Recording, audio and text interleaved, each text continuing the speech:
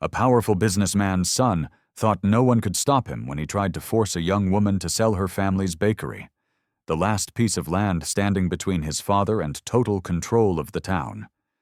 When threats and sabotage failed, they turned cruel, striking at her and her wheelchair-bound grandmother.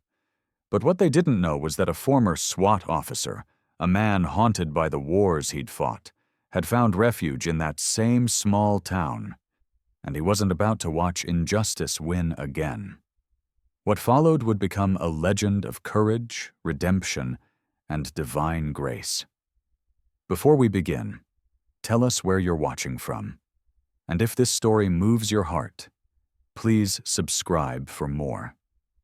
The morning fog curled like soft ribbons over the sleepy town of Cedar Point, where the sea breathed in slow rhythm against weathered wooden piers. The air carried the mingled scents of salt, sugar, and cinnamon, an aroma that led straight to the small white-painted shop with the crooked sign that read, "Nora's Hearth Bakery." Inside, the hum of an old ceiling fan whispered above rows of golden pastries, and the faint crackle of the oven added warmth to the chill of dawn. Lena Moore, the woman behind the counter, moved with quiet precision. She was 27, slender but strong in the way of those who have learned to carry their own burdens. Her long auburn hair was tied in a messy bun, and strands of it slipped loose to frame a face both tired and kind. Her hazel eyes had a softness that made strangers feel welcome, yet behind them lingered something else, grief that had settled, but never truly left. The town still remembered the car crash 5 years ago that took her parents on a rainy night. She never spoke of it. Instead, she poured her silence into her work, kneading dough, shaping sweetness from sorrow. At the far corner near the wide bay window sat Nora Moore, Lena's grandmother. Once tall and lively, Nora was now a fragile silhouette in her wheelchair, wrapped in a wool blanket that smelled faintly of lavender. Her hair, silver as sea foam, framed a face of fine lines carved by laughter more than years. Though her body had failed her after a stroke, her spirit remained sharp. She had a wit that could slice like a paring knife, and a warmth that drew townsfolk to her like gulls to bread. She was the kind of woman who remembered everyone's birthday and scolded fishermen for skipping breakfast. That morning, Nora watched her granddaughter move between the counter and the ovens. "You're burning the second batch, sweetheart," she said with the authority of someone who had run a kitchen all her life. Her voice carried the soft rasp of age, but not weakness. Lena turned, cheeks flushed, and hurried to pull the tray from the oven. "Only the edges," she said, with a smile that didn't quite reach her eyes. She placed the pastries on the cooling rack and brushed away the steam. "Edges burn first when your mind's somewhere else," Nora replied, wheeling closer. "What's on it today? Rent? Bills, or just ghosts?" Lena didn't answer. The truth was simpler and heavier. The Caldwell Development Company had sent another letter last week, an offer to buy their property for the 5th time. The bakery sat right on the coastline Victor Caldwell wanted for his luxury resort. She had thrown the letter away, but unease clung to her like flour dust. Outside, the morning crowd began to gather. A fisherman named Tommy Briggs, broad-shouldered and forever smelling of the sea, stopped by for his usual coffee and cherry tart. "Morning, Miss Lena," he said, tugging his cap. "Heard the Caldwells are sniffin'. Around again." "Rumors travel faster than the tide, Tommy," Nora quipped, before Lena could answer. Tommy chuckled awkwardly. "Well, you just holler if you need anyone to remind those folks this town's not for sale." When he left, silence filled the small shop again, the kind that made the ticking clock sound louder. Nora's eyes softened. "He means it, you know. People love this place because it feels like home. I just want them to keep coming for the bread, not for gossip, Lena said quietly, wiping her hands on her apron. But inside, fear stirred. The Caldwells weren't known for taking no as an answer. By late afternoon, the fog lifted, revealing the silver line of the sea. Lena was restocking the counter when the bakery door opened, the brass bell chiming delicately. A tall young man stepped in, wearing a tailored gray jacket, too fine for a town like this. Ryan Caldwell. She knew the face from the local paper, his father's heir, the kind of man who smiled for cameras and sneered off record. He had a confident, almost lazy swagger, with sandy blonde hair slicked back and eyes the color of wet steel. His features were sharp, his posture practiced. Born into wealth, trained in entitlement. "Miss Moore," he said, his voice smooth but with a condescending lilt. "Lovely little place you've got here." Lena wiped her hands on a towel, her politeness automatic.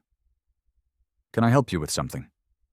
"Oh, I think I can help you," he replied, strolling around the shop as though inspecting merchandise.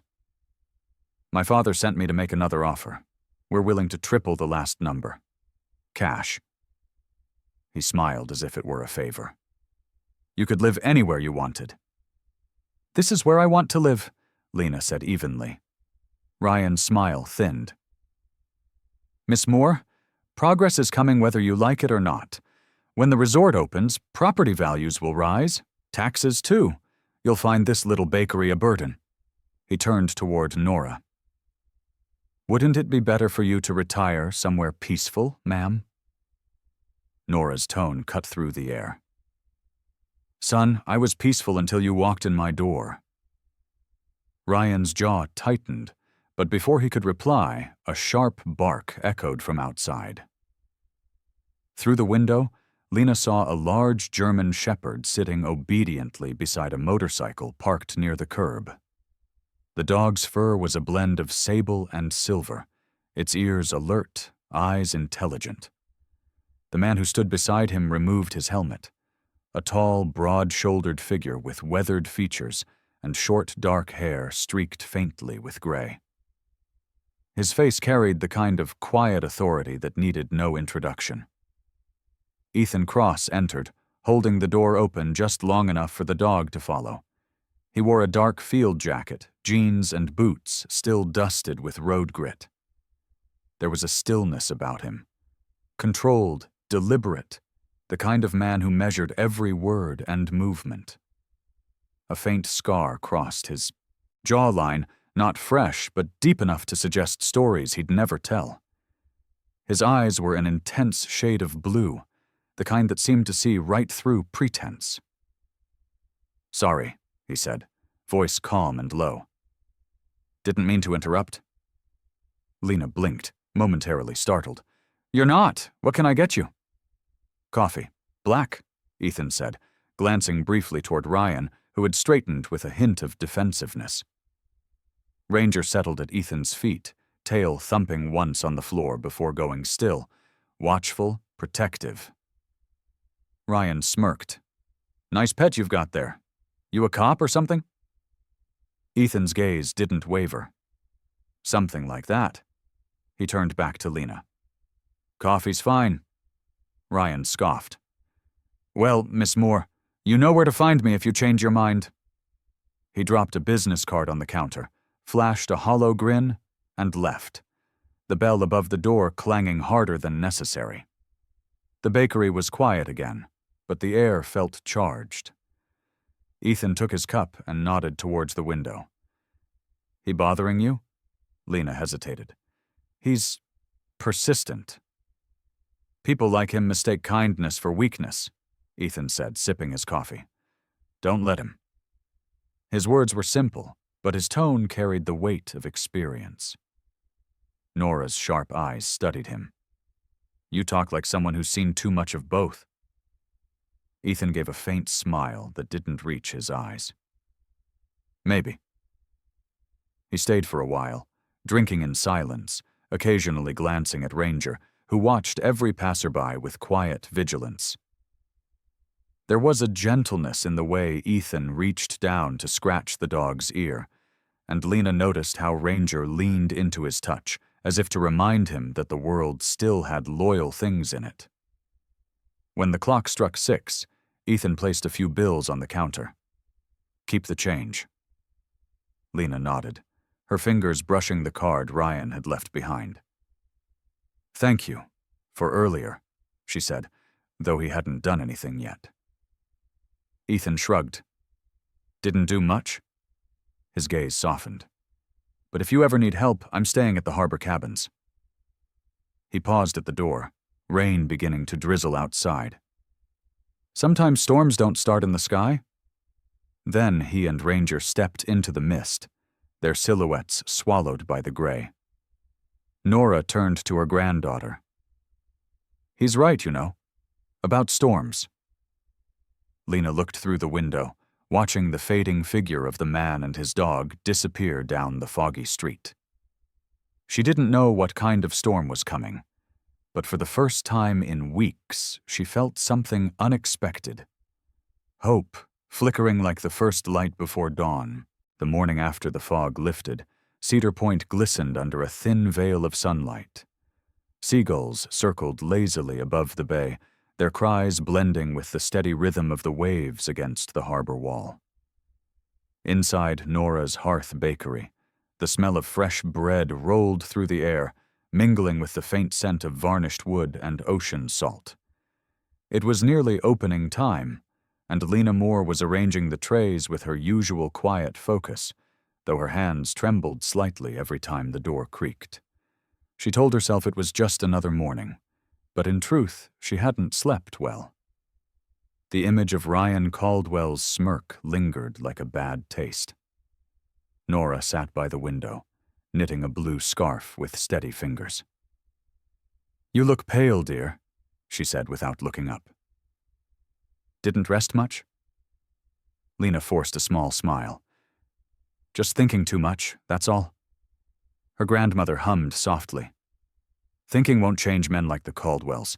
You bake, you smile, and you keep the lights on. That's how you fight back." Lena wanted to believe that.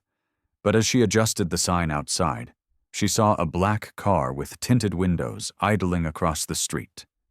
Her chest tightened. It was the same make and color as the one Ryan had arrived in yesterday. She stood frozen for a heartbeat, then forced herself to turn away, pretending not to notice.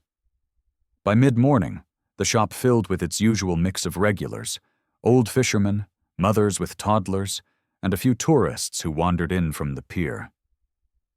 For a while, things felt normal. Then the bell above the door rang, sharp and out of rhythm. Ryan Caldwell walked in again. Today, he wasn't smiling. He wore a black jacket over a white dress shirt, his blonde hair slicked back in perfect arrogance. Behind him stood another man, Derek, his driver and bodyguard, a large figure with a shaved head and dark glasses, the kind of presence that filled a room with quiet menace. Derek's expression was unreadable, but the way his arms stayed folded across his chest said everything. Lena's stomach twisted, but she straightened her posture. "We're not interested in selling, Mr. Caldwell," she said before he could speak. Ryan's smile returned, cold and deliberate. "I'm not here to negotiate today. I just thought I'd grab a coffee. Surely that's not against your moral code." He sauntered toward the counter, fingers drumming against the polished surface. Nora's wheelchair creaked as she rolled closer. "If you're going to drink coffee here, you can leave your attitude at the door." Ryan laughed, though his eyes didn't. "You've got fire, ma'am. Shame your granddaughter's so naive. You really think you can stop progress?" The words were still hanging in the air when it happened. Ryan turned sharply, accidentally catching the wheel of Nora's chair with his foot, but this time he didn't stumble. The metal frame jerked, and Nora lurched forward with a startled cry as her chair tipped sideways. Lena shouted, rushing forward, but before she could reach her grandmother, a firm hand caught the chair's handle and righted it in one smooth motion. Ethan Cross. He had just entered, drawn by the noise. The ex-SWAT officer was dressed casually now, a gray t-shirt beneath a worn leather jacket, his boots still muddy from the trails near the cliffs. His face was unreadable, but his blue eyes were cold and precise. Ranger stood beside him, hackles raised, a low growl vibrating in his chest. Ryan froze, surprised by the speed of the man's reaction. "You again," he muttered. "The wannabe cop." Ethan didn't answer. He adjusted Nora's chair, ensuring she was steady before turning his gaze fully on Ryan. His tone was calm, but each word landed like a stone. "You need to leave." Ryan scoffed. "And if I don't?" Ethan stepped closer, not raising his voice, not even clenching a fist, but his posture shifted, shoulders squared, center of gravity aligned. Every instinct honed through years of training radiated through him. "Then I make you." For a brief moment, silence filled the bakery. Even the hum of the refrigerator seemed to stop. Derek shifted his weight uneasily, glancing at his boss. Ryan's smirk faltered. He looked from Ethan's calm stare to Ranger's bared teeth, then to the pale faces of the watching customers. The bravado cracked. "Fine," he said, stepping back. "You'll regret this." Ethan watched as Ryan stormed out, Derek following in silent obedience. The bell jingled as the door closed behind them, the sound oddly small after all that tension. Lena exhaled shakily. "Thank you," she said, her voice trembling. "Don't thank me," Ethan replied, kneeling beside Nora's chair to check the wheel. "Just make sure it's not bent." His tone was gentle now. "You okay, ma'am?" Nora's eyes, bright with both gratitude and fury, studied him. "I am now. That boy's been spoiled rotten since birth." Ethan nodded slightly. "And people like that don't stop until someone stands in their way." For the next hour, the bakery was quiet. After helping Nora settle back by the window, Ethan stayed to fix the broken latch on the front door, a skill he'd picked up during too many field operations in half-collapsed buildings. Lena watched him work, the tension in her shoulders slowly easing. When he finished, she brought him a slice of warm apple pie and a fresh cup of coffee. "On the house," she said. Ethan sat at one of the small corner tables. Ranger lay at his feet, eyes half closed but alert. Lena took the seat across from him, folding her hands on the table. "You didn't have to get involved," she said softly. Ethan looked up, the faintest trace of a smile at the corner of his mouth. "I didn't do it for them." She frowned slightly, puzzled. He hesitated before continuing. "I had a grandmother, once. She raised me after my parents split. Strongest woman I knew. When she died, I was deployed overseas. By the time I came home, the funeral was over." His voice grew quieter, each word carrying weight. "I missed my chance to say goodbye. Ever since, I guess I notice people who remind me of her." Lena said nothing for a moment. The hum of the oven filled the silence between them. "I'm sorry," she murmured. Ethan shrugged, though his eyes betrayed the ache that never left him. "We all lose something we can't replace." Nora, pretending not to eavesdrop, gave a small approving nod. "Well, you can replace that pie anytime. You've earned it." Ethan chuckled softly, and for the first time, Lena saw the stiffness in his demeanor ease, like sunlight breaking through a cloud. By the time evening rolled in, the shop was empty again. Ethan finished helping Lena repair a loose window hinge, and when he finally stood to leave, the horizon was painted in orange and gray. "Thank you," Lena said again, standing by the doorway. "For everything." He shook his head. "Just doing what anyone decent would." He paused. "Still, you might want to be careful. Guys like Caldwell don't walk away quietly." She nodded, though worry flickered behind her smile. I'll manage." Ethan glanced down at Ranger, who wagged his tail once as if to agree. "You've got backup if you need it," he said simply, then walked into the evening light. When the door closed, Lena leaned against the counter, letting out a slow breath she hadn't realized she'd been holding. Outside, the street lamps flickered on, one by one, and through the glass, she saw Ethan's silhouette disappear into the dimming fog, steady, solitary, like a shadow that carried its own light. For the first time in a long while, she didn't feel quite so alone. The storm clouds gathered low over Cedar Point that evening, the horizon bruised with violet and steel-gray hues. The wind carried a restless chill, sweeping through the narrow streets lined with old clapboard houses and shuttered shops. The town was quiet, but there was a tension in the air, a feeling that something unseen was watching. Inside Nora's Hearth Bakery, the lights flickered once, twice, then went out completely. Lena stood motionless in the half-dark, the smell of cooling bread still clinging to the air. "Not again?" she whispered. The third blackout that week. She reached for the flashlight kept by the counter, its beam slicing through the shadows. Behind her, Nora's voice rose, irritated but steady. "They said they fixed the grid yesterday. Liars, the lot of them." Outside, the street lamps were out too. Lena crossed to the window and peered through the glass. Down the block, she could see other shops. Marcy's Flower Stand, the Salt Harbor Diner, Old Creek Hardware, all dark. Only the faint glow of the harbor lights shimmered in the distance. Something about it felt wrong, orchestrated.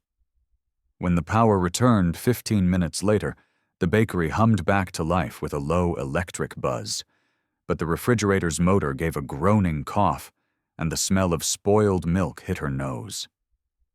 Nora wrinkled hers. "That's the third compressor this month," she muttered. "I'll call Ethan," Lena said softly, though she wasn't sure why she thought of him first.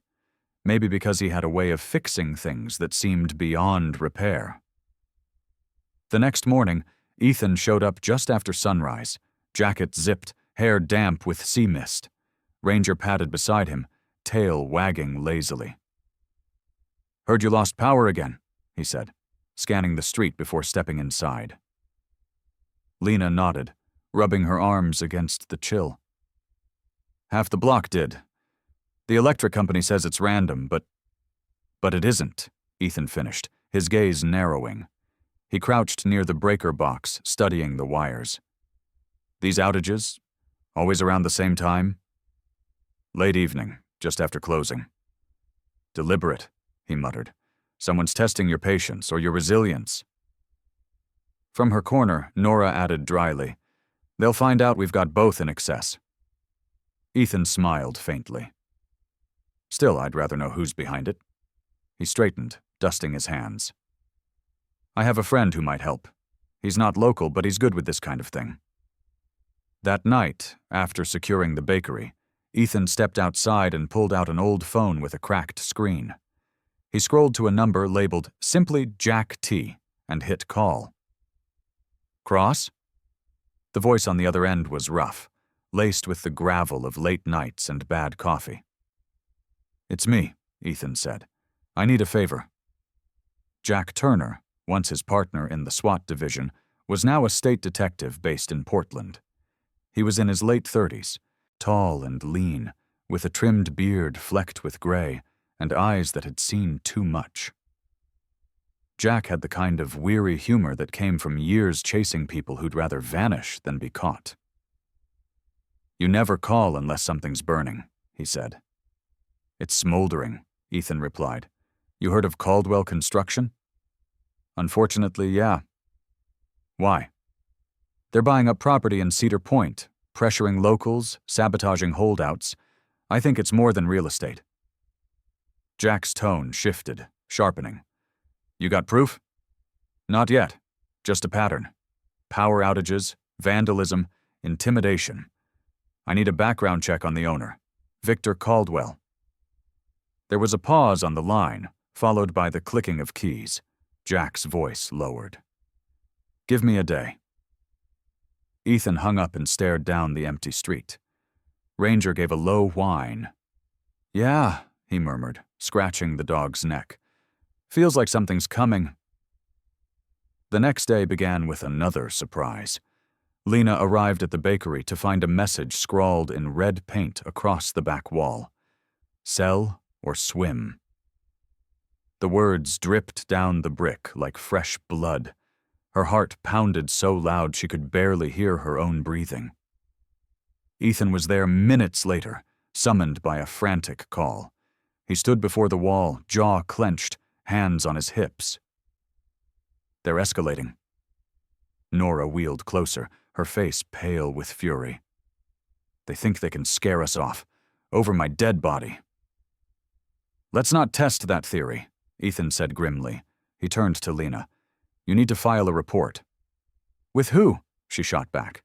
"Sheriff Dwyer's brother-in-law works for Caldwell Construction. Everyone here's in their pocket." Ethan didn't argue. He simply said, "Then we go higher." By afternoon, Jack Turner called back. "You're not going to like this," he began. "Victor Caldwell isn't Victor Caldwell. His real name's Anton Vostrikov, born in St. Petersburg, former logistics officer in a syndicate called the Vore. Disappeared 12 years ago after a double homicide in Riga. He resurfaced here 3 years ago with fake papers and a company laundering dirty money through construction contracts." Ethan's knuckles tightened around the phone. "So this is organized?" "Yeah, and dangerous," Jack replied. "If he's in your town, he's not there for scenery." That night, Ethan sat in his small rented cabin overlooking the harbor. The room was sparse. A single bed, a desk, and Ranger curled at his feet. Outside, the sea whispered under the moonlight, calm but deceptive. He opened his notebook and started sketching connections, names, incidents, addresses. At the center, he wrote Aegis Development. Around it, arrows to local businesses that had suddenly sold, homes that had burned accidentally, families that had moved without notice. When he closed the book, he felt the familiar weight of purpose settle in. It wasn't just about helping a woman and her grandmother anymore. It was about something bigger, a sickness spreading through small towns like his. The next morning, Ethan met Lena at the pier. She was pale, the sea breeze tossing strands of her auburn hair across her face. "Jack found something," he told her quietly. "Victor Caldwell's not who he says he is. He's Russian, connected to organized crime." Lena stared at him, stunned. "So, all this, the power, the threats, it's not just greed. It's leverage. He wants the harbor. If he controls it, he controls everything coming in and out of Cedar Point." Her hands tightened around the paper cup she was holding. "Then what do we do?" Ethan looked out at the horizon, where gray clouds gathered like an omen. "We watch, we gather proof, and when the time comes, we make sure the right people see it." Ranger barked once, sharp and alert, as if agreeing. As they stood there, a sleek black SUV turned the corner near the docks.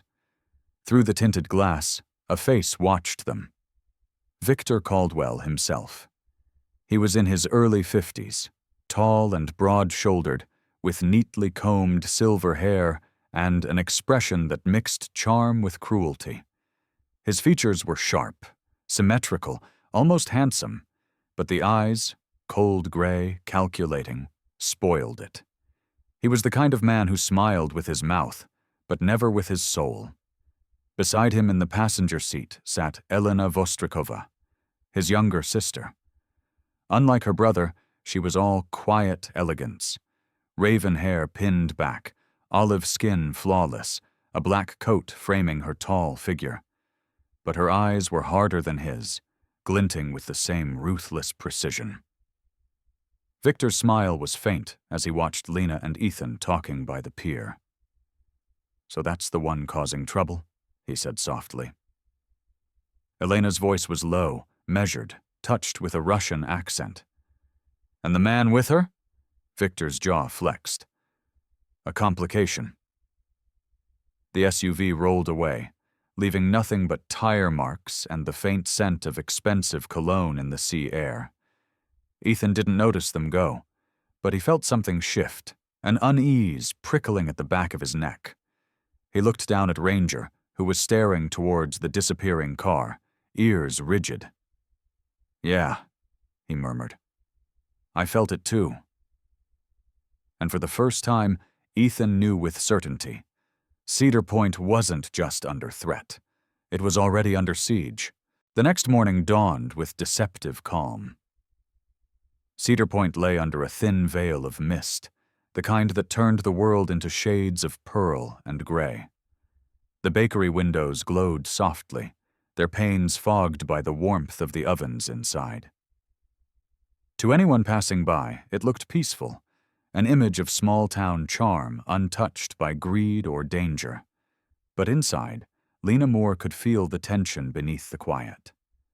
She moved automatically through her morning routine, her thoughts elsewhere, her fingers trembling as she sprinkled powdered sugar over fresh scones.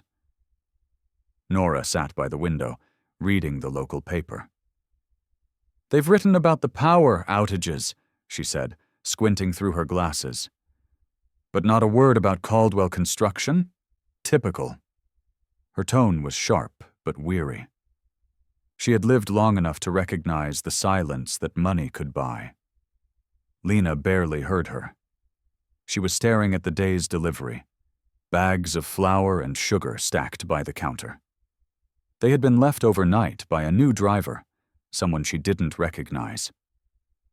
Normally deliveries arrived mid-morning, but today the truck had come before dawn. "Odd," she murmured.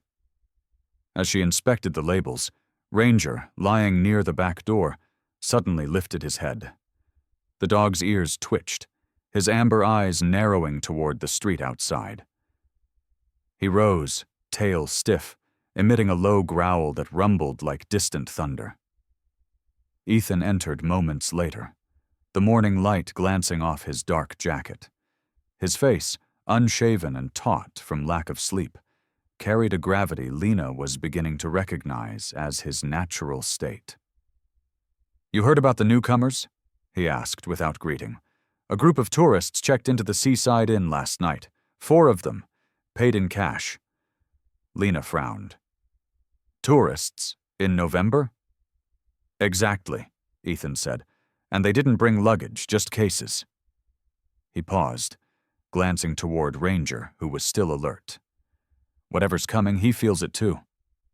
That afternoon, business was unusually brisk.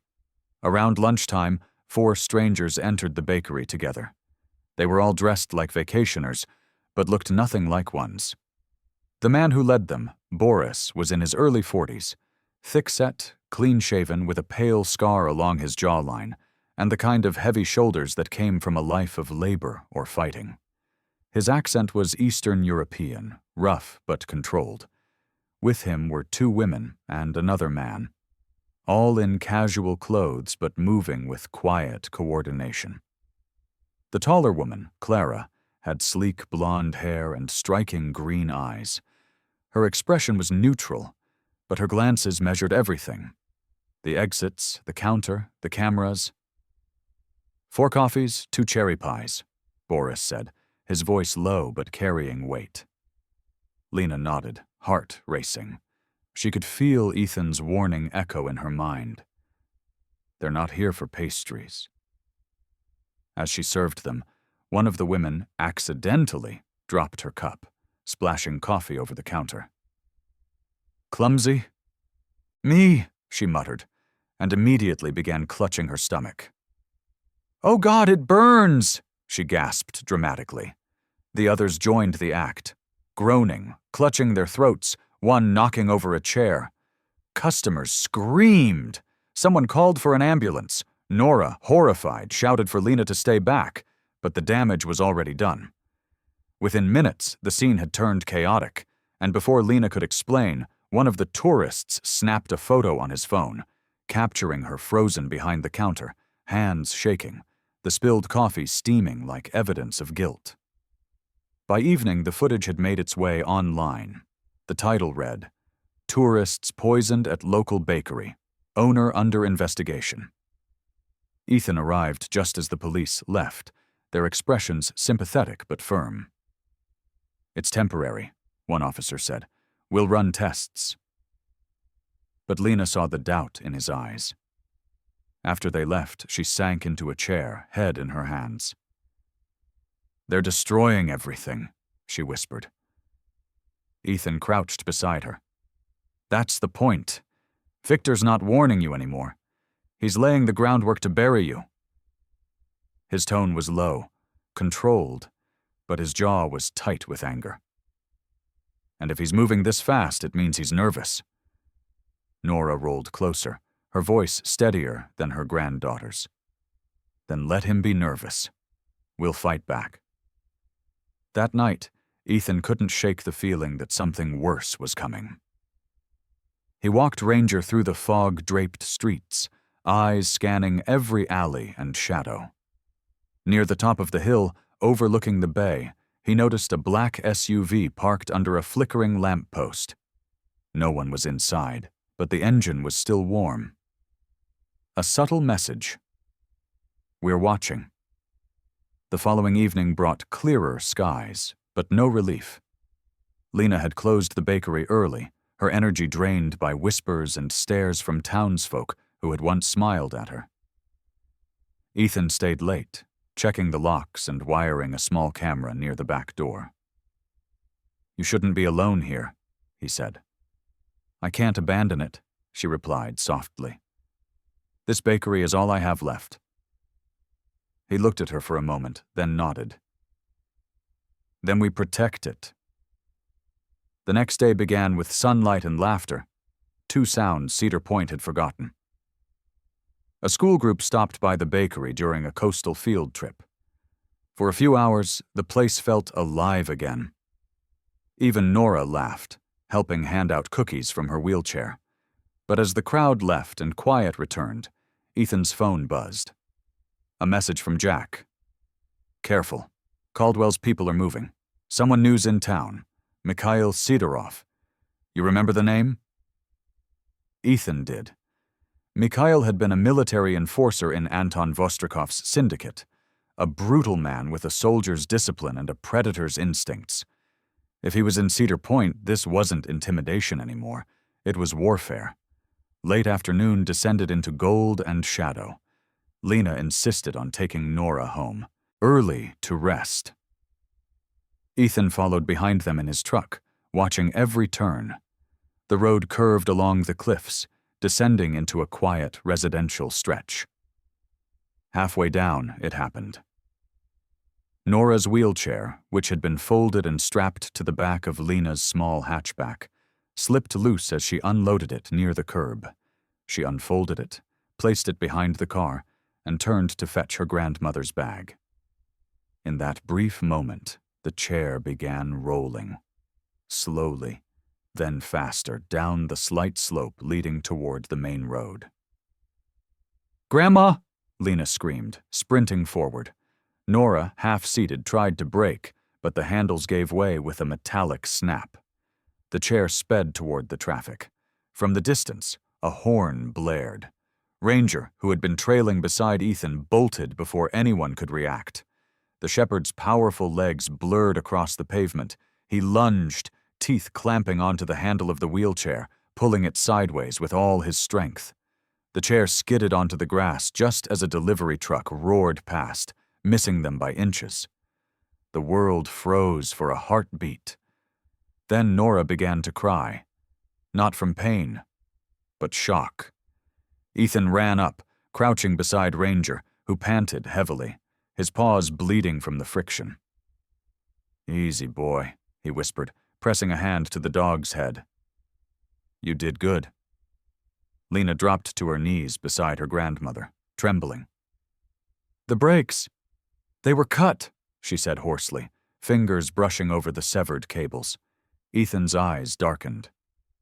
"They're done playing games." That night, after ensuring Nora was safe at home, Ethan stood outside the bakery, hands deep in his jacket pockets. The street lamps flickered weakly above him, casting fractured shadows across the street. Ranger sat beside him, alert but silent. He knew what came next. He would no longer wait for the law to move. It was time to act on his own terms. The faint sound of waves crashing against the shore reached his ears, steady and relentless. The same rhythm that had always defined Cedar Point. But tonight, it sounded different. Less like a lullaby and more like a drumbeat calling him back to war. The wind came first, howling down from the northern cliffs, bending the pine trees that lined Cedar Point's coast until their branches trembled like frightened hands. Then came the rain, heavy, relentless, and cold as steel. By midnight, the small town had vanished beneath a curtain of water and noise. The storm had arrived exactly as Ethan predicted, violent enough to drown out gunfire, loud enough to hide the sound of justice. Inside an abandoned fishing shack near the docks, Ethan cross-checked his gear with steady hands. His black tactical jacket was soaked through, his face streaked with rain and determination. Across the room, Jack Turner loaded his rifle, methodically without a word. Years of partnership meant silence carried meaning between them. Jack's face was drawn but resolute. His green eyes flicked to Ethan only once before he spoke. "You sure you're ready to go back in, partner?" Ethan gave a faint smile. "I was never out." Ranger sat beside him, the German shepherd's fur matted with water, but his gaze alert and unflinching. The dog was older now, with faint streaks of gray near his muzzle, but his loyalty burned bright as ever. When Ethan rested a hand on his head, Ranger leaned into the touch, steady, silent, waiting for the next command. Outside, the storm screamed. The waves crashed against the steel hulls of the ships moored at the docks, their lights ghostly in the rain. In the distance loomed the half-finished structure of Caldwell Harbor Development, its cranes frozen in the wind, its warehouses lit by harsh floodlights. That was where Victor was hiding. That was where it would end. Jack adjusted the comm unit in his ear. "Local SWATs set. 2 teams on standby, east and west flanks.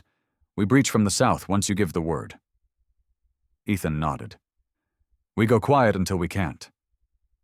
Through the rain-smeared window, a shadow moved, a dark SUV pulling up near the main gate. Even in the distorted glow, Ethan recognized him. Victor Caldwell, or rather Anton Vostrikov, was every inch the predator even in the storm. His tailored black coat flapped behind him as he strode toward the warehouse, barking orders into a radio. Beside him walked Mikhail Sidorov, broad as a bear and twice as dangerous. The Russian's thick neck was tattooed with faded symbols, his close-cropped hair glistening in the rain. His expression was calm, but there was madness behind his eyes, the kind born in men who had seen too much violence and learned to crave it. Ethan's gut tightened. He'd faced men like Mikhail before, soldiers who'd traded conscience for command. "There," he murmured into his mic. "Primary targets confirmed. We move in 60 seconds." As thunder split the sky, the first team advanced. Figures in tactical black melted into the shadows, their boots splashing through puddles, their rifles steady. Jack moved with them, his silhouette merging into the storm. Ethan and Ranger slipped. Around the side of the main warehouse, their breaths visible in the cold rain. Inside, floodlights flickered over stacks of wooden crates marked in Cyrillic. The smell of chemicals cut through the air. Dozens of barrels lined the floor, precursors for synthetic narcotics, just as Jack's intel had warned. Workers moved nervously under Mikhail's watch, loading drums onto a cargo truck as Victor paced nearby, muttering orders in Russian. Then, in the chaos of rain and machinery, Ethan saw her. Lena. She was standing near the far wall, wrists bound, a strip of tape across her mouth. Her eyes, wide, terrified, met his for a fleeting second before a guard shoved her back into the shadows. Ethan's pulse thundered in his ears. "Jack," he hissed into the comm. "They've got Lena. Hostage situation confirmed." "Copy that." Jack's voice came back, crackling through static. "You're closer. Don't let them move her." Before Ethan could respond, Mikhail barked an order. "Bring her here!" Two men dragged Lena forward, pushing her to the center of the room. Mikhail stepped out of the light, his expression unreadable. "You want to play soldier, Mr. Cross?" he shouted into the dark. His accent was thick, his tone mocking. "Then come out, or I paint this floor with her blood." Ethan moved like a ghost through the maze of crates, every muscle coiled. He could see Mikhail now, massive frame, pistol pressed against Lena's temple. The woman barely moved, trembling but defiant, her eyes locked on Ethan's shadow. Victor stood nearby, a picture of composed malice. "I warned you, Cross," he said softly, his voice cutting through the storm. "You should have left my business alone." "You brought this here," Ethan replied, stepping into the light, his weapon raised. "To her town, her family." Victor smirked. "Family is weakness. That's why you'll lose." Mikhail's finger tightened on the trigger. "Drop your gun," he snarled. Ethan froze. Behind him, Ranger waited just outside the open loading door, unseen in the rain. The dog's body was tense, muscles quivering. Jack's voice whispered through the comm. "Ethan, stall him. We've got the perimeter locked." But Ethan didn't answer. His gaze was fixed on Mikhail, calculating distance, angles, timing. Every heartbeat stretched the silence thinner until it felt like it would snap. "I said drop it!" Mikhail roared, pressing the gun harder against Lena's head. Ethan lowered his weapon slowly, letting it clatter to the floor. "All right," he said quietly. "You win." A cruel smile spread across Mikhail's face. "Smart man." He turned his head slightly toward Victor. "I'll finish this." That tiny movement was all it took. Ranger shot through the doorway like a streak of lightning, his growl ripping through the thunder.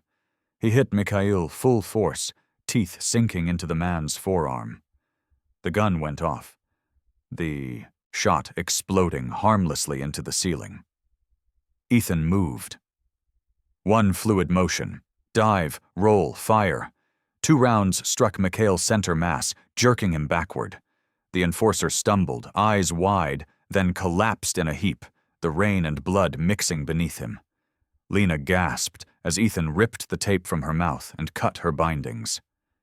"You're safe now," he murmured, his hands steady despite the chaos. Victor shouted something in Russian, firing wildly before retreating toward the dock. Outside, Jack's voice echoed. "He's running! East side!" Ethan turned to Lena.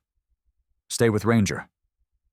Then he was gone, into the storm, his boots splashing through puddles as he chased Victor toward the pier. Lightning illuminated the dock in blinding flashes.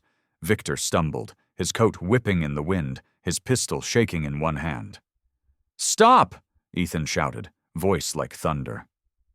Victor turned, his gray eyes burning. "You think you can stop me? You don't know what I built." Ethan leveled his weapon. "Yeah, I do, and I'm tearing it down."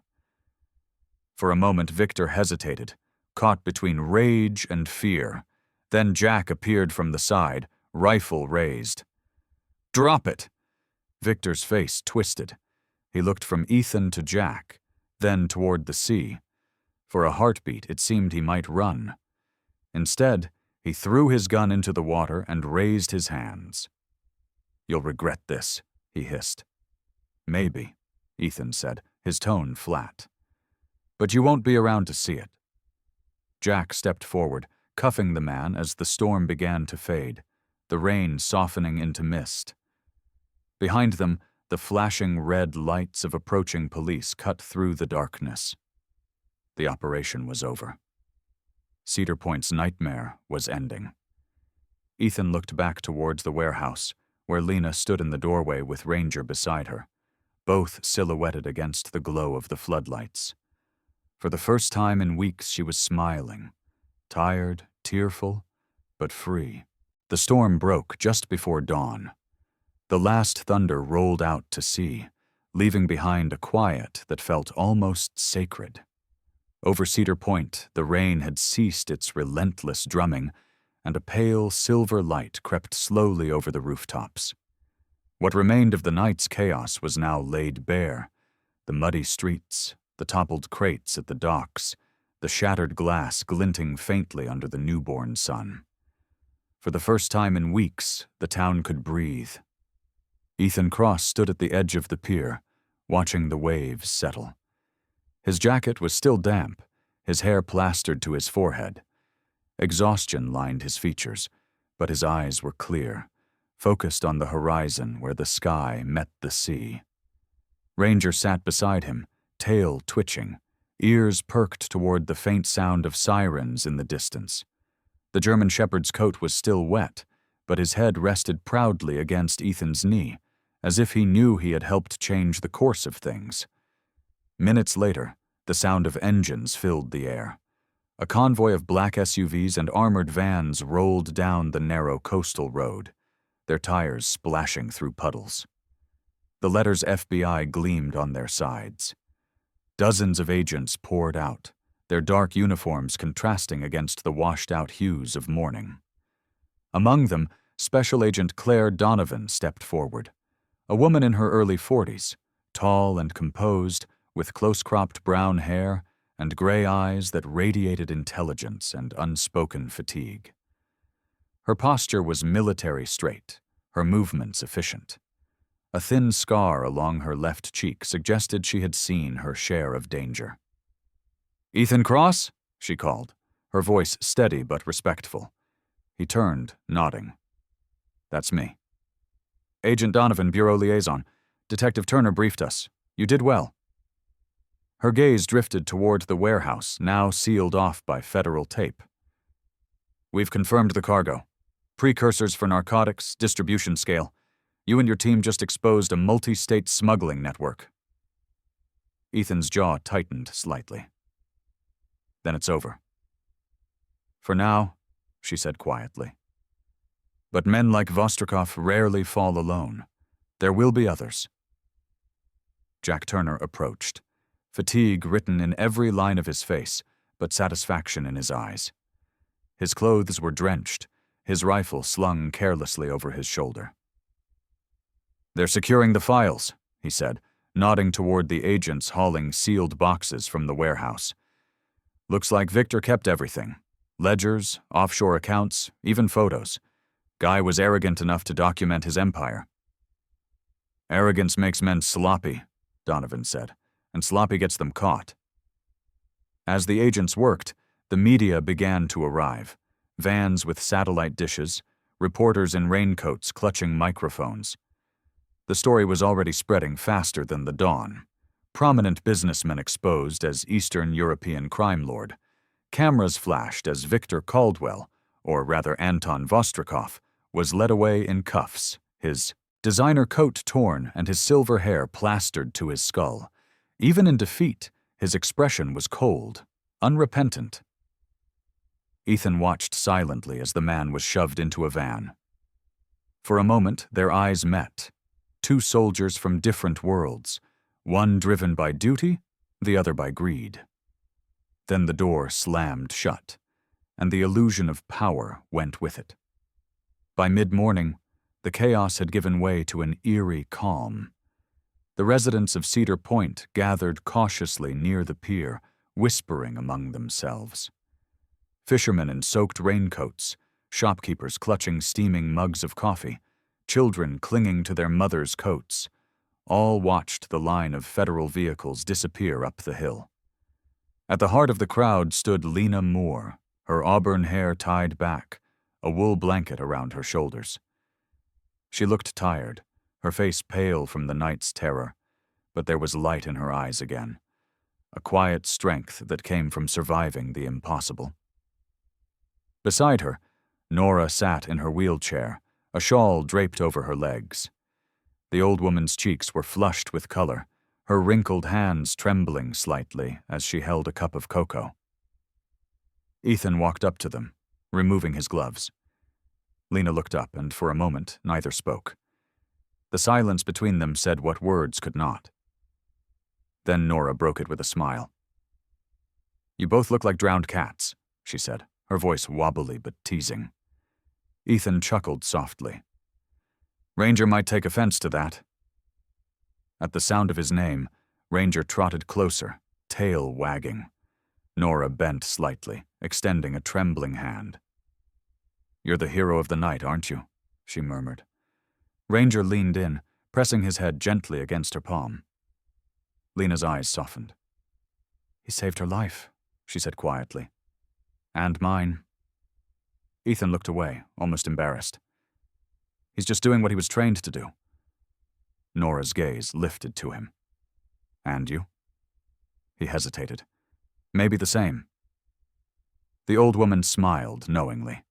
Sometimes, the ones trained for war are the best at protecting peace. By afternoon, the town began to stir again. The storm had washed the streets clean. The sun peeked through, scattering golden reflections across the wet cobblestones. At Nora's Hearth Bakery, the scent of cinnamon and apples filled the air once more. Lena had insisted on reopening, even if only to make coffee for the workers and neighbors who stopped by to thank her. Inside, laughter returned cautiously, like a child learning to walk again. Photos of the night before were already circulating online, Ethan helping load evidence crates, Lina standing beside federal agents, the bakery glowing behind her like a symbol of endurance. Jack leaned on the counter, sipping from a chipped mug. "You're famous now," he told Lena with a grin.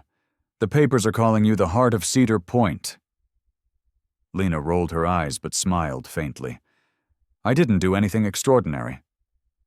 "Standing your ground against. A cartel doesn't count?" Before she could reply, Ethan entered, his presence filling the room in quiet contrast to the morning's noise. His jacket was clean now, his hair brushed back, though his expression was still distant, haunted by habits of vigilance. He handed Nora a folded newspaper. "Front page," he said. She unfolded it slowly. The headline read, "Business Empire Collapses, Cedar Point Baker Exposes Crime Lord." Beneath it, a photo showed Lena and Ranger standing in front of the bakery, smiling faintly beneath a gray sky. Nora's eyes misted. "Your grandfather would have been proud," she whispered. For a while, the three of them sat in comfortable silence, listening to the wind hum softly through the open window. The air smelled of sugar and rain. Later that evening, as the sun dipped into the sea, Ethan walked down to the pier once more. Ranger followed close behind, his paws leaving neat prints on the damp wood. The water shimmered pink and gold, peaceful now. Nothing left of the storm but the faint salt in the air. He heard footsteps behind him. Lena approached, wearing her old gray coat, her hair loose and glinting in the fading light. "You could have left already," she said gently. "The bureau cleared you." "I could have," he admitted. "But you didn't." Ethan smiled, small and tired. "Sometimes leaving isn't the hard part. It's staying." They stood together, watching the horizon where the sun melted into the ocean. Ranger lay at their feet, head resting on his paws, eyes half closed in the calm he had earned. In that moment, Cedar Point was still. No sirens, no storm, no shadows, only peace. For the first time in a long time, it felt like home. The world had been washed clean. The morning sun broke through the clouds in golden streams, scattering light across the quiet town of Cedar Point. The sea shimmered like liquid glass, and the air smelled of salt and damp pine. It was as if the storm had carried away every trace of darkness, leaving only stillness behind. The gulls wheeled lazily above the shoreline, their cries soft and distant, and the sand beneath the waves gleamed with the reflections of a sky reborn. Ethan Cross walked slowly along the beach, his boots sinking into the wet sand. His dark hair was tousled by the gentle breeze, and for the first time in what felt like years, the lines around his eyes had softened. The black jacket he always wore, the one that had seen deserts, raids, and gunfire, hung open now, the morning light catching the faint silver of his dog tags beneath. He walked beside Lena Moore, whose hand rested lightly in his. Lena's auburn hair glowed copper in the sunlight, loose and free after weeks of tension. The wind played through it, and she didn't bother to tuck it away. Her face, once pale from worry, now carried the warmth of someone who had finally stepped out of a shadow. She wore a soft blue sweater and jeans still damp from the mist, but her eyes, a deep forest green, reflected something Ethan hadn't seen before. Peace. A few paces behind them rolled Nora Moore, her wheelchair leaving twin tracks in the sand. Though the sea breeze tugged at the shawl around her shoulders, she looked more alive than ever. Cheeks flushed, eyes bright with quiet satisfaction. The old woman hummed an old folk tune, one her husband used to sing when he came home from fishing trips decades ago. It was a tune about storms, about survival, about coming home. Ranger bounded ahead, tail wagging, paws splashing through the shallow water. The German shepherd was soaked again, but the way he leaped through the waves was pure joy. He barked once, sharp and happy, then raced back toward them, circling around Lina before stopping at Ethan's side. His tongue lolled, eyes bright as if asking, "What now? What's next?" Ethan smiled and knelt, scratching behind the dog's ears.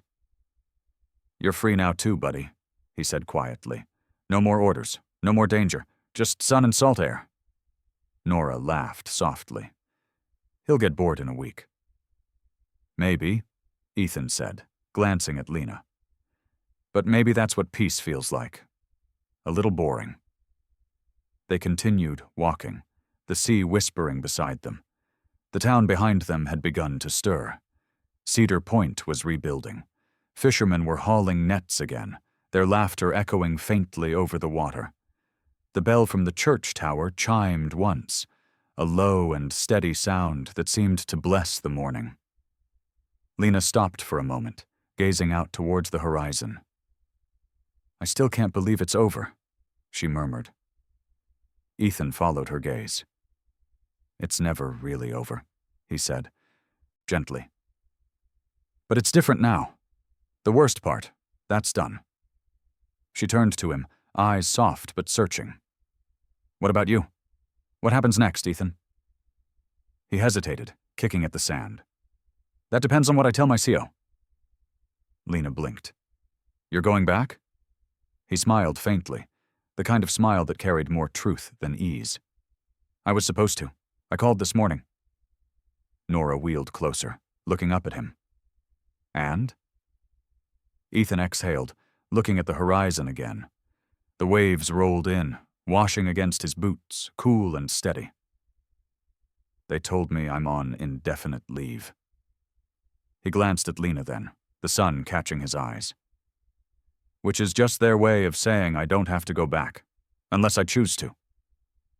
Lena's breath caught. "So you could stay?" He nodded slowly. "I could stay." The words hung between them, carried by the sea breeze. For a long moment neither spoke. Then Lena reached for his hand again, her fingers small but sure. "Then stay," she whispered. "Stay here. Stay with us." Ethan looked down at her, at the woman who had stood her ground against men with guns, who had faced fear and still chosen kindness. His thumb brushed over her knuckles. "You're sure about that?" She smiled, not the shy, uncertain smile of before, but one filled with quiet certainty. "Cedar Point doesn't need another hero. It needs someone who understands what it's like to lose and still keep standing. Behind them, Nora chuckled, breaking the gravity of the moment. "If you're staying, I expect you to fix the porch steps this week," she said. "And teach that dog not to steal my biscuits." Ranger barked in protest, tail wagging wildly. Lena laughed, a sound light and musical, carried over the water like a melody. Ethan grinned too, shaking his head.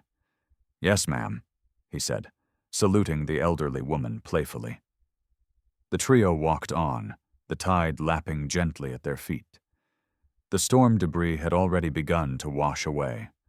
Driftwood scattered along the sand, pieces of seaweed curling like green ribbons. Every step forward felt like erasing the remnants of something dark, leaving only light in its place. As they reached the rocks at the far end of the bay, Ethan stopped and turned back to take it all in. The little bakery's chimney puffed a thin column of smoke in the distance. The fishermen were waving from their boats. Children ran along the shore, chasing kites that danced in the wind. Cedar Point was alive again, fragile, but alive.